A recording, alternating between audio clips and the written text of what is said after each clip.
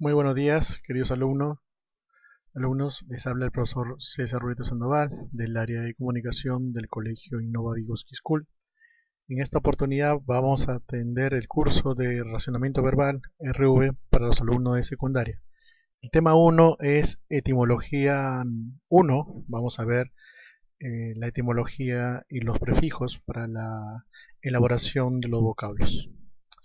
Bien, entonces el primer punto en ser atendidos sería el origen. El término etimología proviene de dos voces griegas: etimos, que significa verdadero, y logos, que significa palabra.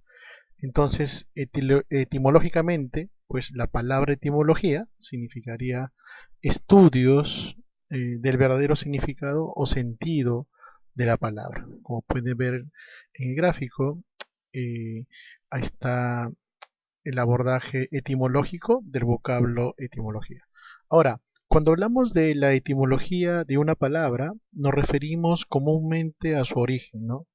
Es decir, eh, por ejemplo, si decimos democracia, el vocablo democracia está compuesto a partir de dos términos.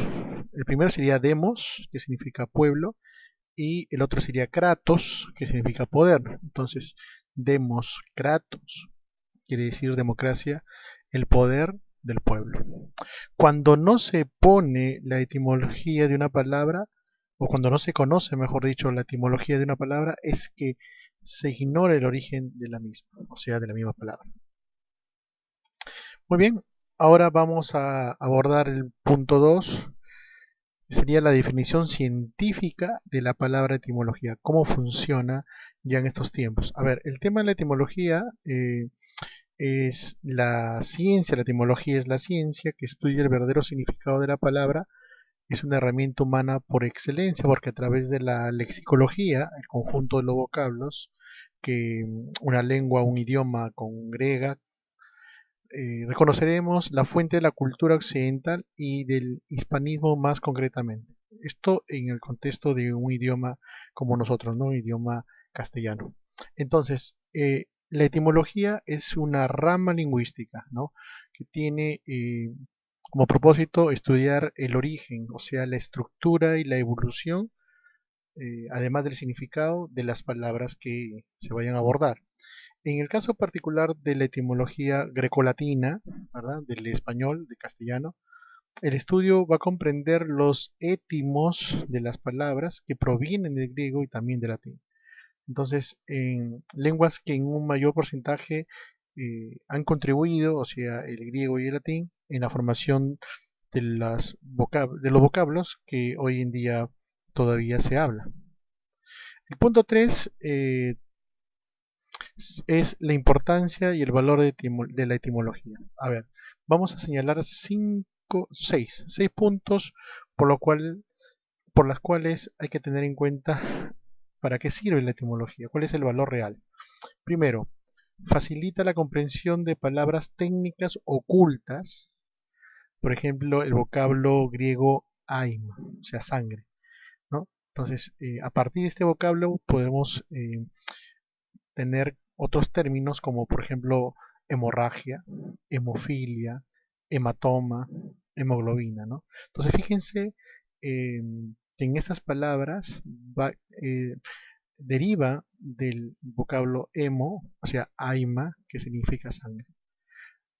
El punto 2 sería que es un auxiliar de memoria, o sea, conociendo por ejemplo una raíz, ¿no? Un lexema, podemos acordarnos de muchísimas otras palabras que se relacionan con ella, ¿no? Si yo sé que hemo significa sangre, entonces cuando yo me enfrente a un vocablo como hemofilia, voy a poder relacionar hemo, sangre, filia, amor, inclinación, amistad. Entonces, hemofilia o hemofílico sería una persona que es adicta o que consume sangre. Muy bien, el punto 3 determina la diferencia del significado de palabras que aparentemente quieren decir lo mismo. A ver, veamos, por ejemplo, médico, que viene del latín medere, o sea, significa curar, ¿no? O sea, el que cura. Y si digo cirujano, bueno, cirujano viene del vocablo keir, que significa mano. ¿ok? Y ergón significa trabajo. Entonces, si yo combino keir, ergón, ¿no? El que trabaja o opera con las manos, entonces estoy hablando de cirujano. En cambio, si el término es el doctor, ¿no? Que viene del latín docere, ¿no? Que significa enseñar, entonces el que enseña o puede enseñar es el doctor. Por eso es que doctor es un grado profesional.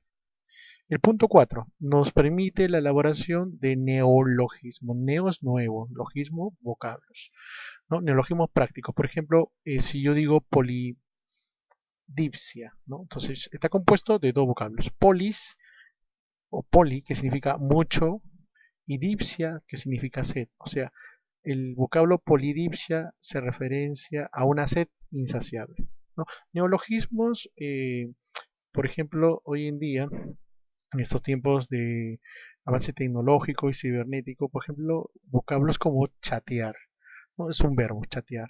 O sea, deriva del chat, del vocablo chat. Hasta hace 8 o 10 años no existía en ese vocablo. Entonces, esa formulación, esa nueva palabra, es un neologismo porque se ha creado dentro de un nuevo contexto. A ver, el punto 5 afirma el dominio ortográfico. ¿Qué quiere decir esto? Que cuanto más se conozca eh, estos conceptos etimológicos, pues vamos a tener mejor dominio de las palabras. Quiere decir que se va a escribir mejor ortográficamente. El punto 6 nos ayuda a enriquecer nuestro vocabulario, ¿no? Eso se relaciona con el punto 5. Sería la consecuencia del punto 5, ¿no? Utilizando los recursos que nos brinda la comprensión de la unidad menores de las palabras, o sea, los lexemas, los afijos, que contienen los prefijos, infijos, sufijos, tanto para formar palabras derivadas a partir de un lexema o raíz, como para elaborar términos compuestos. Esto se va a ver más adelante. Ahora, en el punto 4, que señala el proceso histórico de etimología, tenemos acá una gráfica donde se señala efectivamente esta historia de las etimologías, ¿no? Ya sabemos que viene de un latín, etimología, y del griego, y que compuesto a su vez de verdadero genuino, entonces es un tratado o estudio. Este estudio del origen de las palabras, cuando son incorporadas en un idioma, eh, se referencia a una fuente y su forma y significado a la vez que van cambiando, ¿no? Entonces, por ejemplo, el poeta griego Píndaro, estamos hablando de la literatura clásica griega, empleó etimologías creativas para halagar a sus mecenas, ¿no? A esas personas que eh, solventaban económicamente su actividad creativa literaria. Entonces, fíjense la importancia que tiene, ¿no? Entonces, Plutarco también empleó etimologías basadas eh, en fantasías semejantes a los sonidos, ¿no? Esto que hoy llamamos, por ejemplo, onomatopeya. En fin, entonces no es eh, un tema o una materia azarosa, ¿no? Tiene una relación con la evolución del hombre y el conocimiento. Bien, ahora abordemos el punto 5. Vamos a hablar de los elementos de la palabra y acá vamos ya acercándonos al concepto prefijo, que es el que nos va a permitir entender mejor el tema 1. Muy bien, lo primero que hay que señalar sería la raíz o lexema o morfema lexical también, ¿no? Es la parte invariable, la que no varía, la que no cambia, que tiene la significación fundamental de la palabra o conjunto de palabras que conforman una familia léxica. Ahora la pregunta sería, ¿qué se entiende por familia léxica? Bueno, familia léxica es el conjunto de palabras o vocablos que provienen de una misma raíz en común, ¿no? Por eso este término de familia, ¿no? De vínculo. Entonces, la raíz es el elemento central o nuclear, digámoslo así, de la palabra debido a que constituye la base a partir de la cual se pueden obtener nuevas palabras, otras palabras, se pueden derivar y construir nuevos vocablos, ¿no? Por ejemplo, si nos señalamos marinero, el vocablo marinero. Marinero es un vocablo derivado de mar. Entonces, el lexema es mar y a partir de mar se derivó en marinero. Lo mismo con cocinero, ¿no? De cocin, por ejemplo, cocin sería el lexema. Y casas, cas, ¿no? Sería el lexema o raíz, porque yo puedo escribir casitas, por ejemplo. Entonces, lo que no varía es el lexema o raíz. Ahora, los afijos. Bueno, los afijos son elementos que no tienen una independencia formal, ¿no? Y solamente pueden manifestarse acompañadas de una raíz o lexema. Entonces los afijos pueden denominarse prefijos si se ubican delante del lexema o raíz, sufijos si se localizan después y infijos si se encuentran cortando la raíz, ¿no? Entonces tenemos aquí un pequeño cuadro.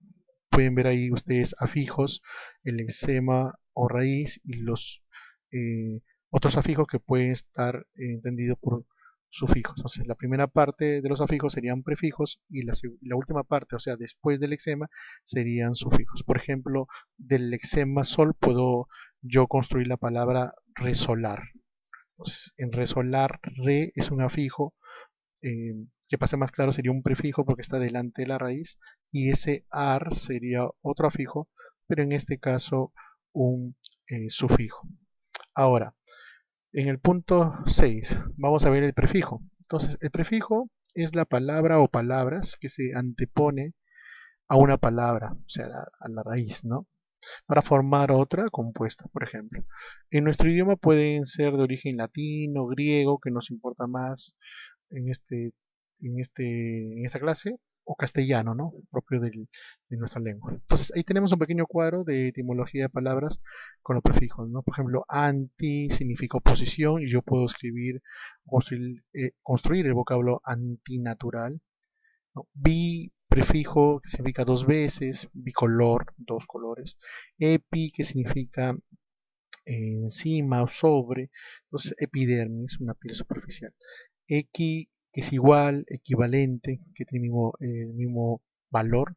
Emi o semi, que significa la mitad, por ejemplo, viene el vocablo hemisferio. Homo, que es igual, infra, que es debajo de, ¿no? Inframundo, debajo de. Intra, que es dentro de, ¿no?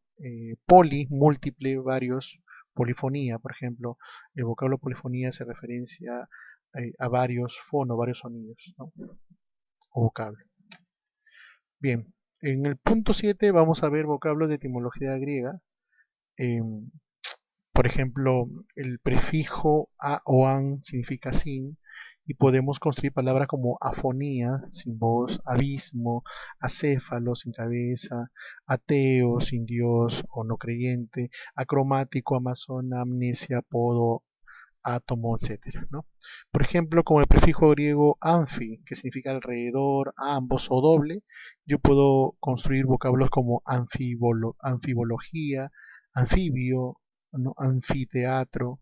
Si me sirvo del prefijo ant o anti, que significa contra, yo puedo construir pues vocablos como eh, antagonista, ¿no? Que sería el opuesto al protagonista, antibióticos, antipatía, antipoesía, antípoda, ¿no? Y así otro vocablo más. Si trabajo con el prefijo algia, que significa dolor o tristeza, yo puedo construir vocablos como cefalalgia, ¿no? Sería un dolor de cabeza, rinalgia, dolor riñones, neuralgia, en fin. Hay otros vocablos, en este caso con el prefijo biblio, que significa libro, yo puedo construir voces o vocablos como biblioteca, bibliófilo, ¿no? Que es el amante de los libros, bibliógrafo, bibliomanía, en fin. Si yo utilizo prefijo céfalo, cefal, que significa cabeza, yo puedo construir vocablos como cefalalgia, cefalópodo, ¿no? Cosmo, que significa mundo, cosmopolita, cosmogonía, gono, gona, origen, cosmo, mundo, el origen del mundo, ¿no? Cosmogonía, cosmografía, cosmonauta, ¿no? En fin, y así podemos ver cómo opera la importancia que tiene el prefijo, en este caso, para construir vocablos, y nos referimos al prefijo grecolatino. Muy bien, ahora para ver la verificación del aprendizaje vamos a atender algunos ejercicios de aplicación que deben estar consignados en el cuaderno, ¿no? Tenemos 26 vocablos, para ser más claro serían 26 prefijos que hay que definir su significado y acompañar con uno o dos vocablos que se pueden construir a partir de este prefijo, o también del sufijo, sería un afijo que hay que saberlo colocar. Entonces, yo voy a ayudar hasta el punto 15, quiere decir que desde el 16 al 26 son 10 ejercicios que tienen que trabajar ya ustedes por su cuenta. A ver, empecemos con la 1, dice alergia. Alergia es dolor. Entonces yo puedo escribir la palabra gastralgia, ¿no? Que es dolor estomacal, de gastroestómago, ¿no? Eh, arquía o arquia, cualidad de poder, ¿no? Entonces, por ejemplo, existe el vocablo monarquía, ¿ok? Cito sería célula, entonces leucocito, por ejemplo, ¿no? Leuco blanco, ¿no? Células blancas, leucocito. Sida, eh, que sobre todo se utiliza ya como un sufijo, sería el que mata, ¿no? Por ejemplo, el vocablo insecticida, ¿no? Significa que mata insectos. Si digo cisión, significa corte, puedo escribir o crear vocablos como abscisión. Si digo cracia, es la cualidad de poder, entonces puedo construir el vocablo democracia, que es el poder demos del pueblo, ¿no? O el poder del pueblo. Cronos significa tiempo y hay que tener como referencia al dios mitológico griego, ¿no? Tiempo. Entonces, Cronos significa tiempo y puedo construir vocablos como cronómetro, por ejemplo, ¿no? Metro, medida, crono, tiempo, o sea, medida del tiempo, un cronómetro. Vamos a ver, la siguiente es derma. Derma es piel, ¿no? Por ejemplo, yo puedo escribir epidermis, ¿no? Derma, ¿no? Una epi encima superficial, ¿no? Entonces una piel superficial. Si yo digo dromo en la 9, dromo significa pista de carrera. Ahí podemos consignar el vocablo hipódromo, hipo, caballo, ¿no? Entonces dromo sería carrera de caballos. Em, en ducto, ducto sería canal o tubería, entonces yo puedo escribir el vocablo acueducto, acue, que es referencia a agua, ducto, entonces sería el canal de agua, ¿no? Después tenemos 11 fago, fago significa comer, entonces el vocablo antropófago sería el caníbal, ¿no? Antropo significa hombre, fago que come hombre, o sea que come carne humana, entonces sería pues un antropófago, un caníbal. Y tenemos la 12 fono. Fono significa sonido o voz. Por ejemplo, un homófono, que digamos que suena igual, ¿no? Tiene el mismo sonido. Si yo digo, utilizo el vocablo filia, filia significa amante, amigo, amor, filosofía, por ejemplo, ¿no? El que ama, el que busca, ¿no? El que anhela, ¿qué cosa? El conocimiento, la sabiduría, Sofía. En el término fito significa planta o vegetal, ¿no? Entonces, yo puedo consignar el vocablo fitoterapia, que significa terapia, curación a través de las plantas o vegetales. Y por último, fobia. Fobia, que significa miedo y también ahora odio. Entonces yo puedo escribir, por ejemplo, acrofobia, que significa acros altura, y acrofobia significaría entonces el miedo a las alturas, ¿no? Entonces de esta manera vamos dando fin al tema 1 con respecto al curso de razonamiento verbal. Ya sabes, quédate en casa.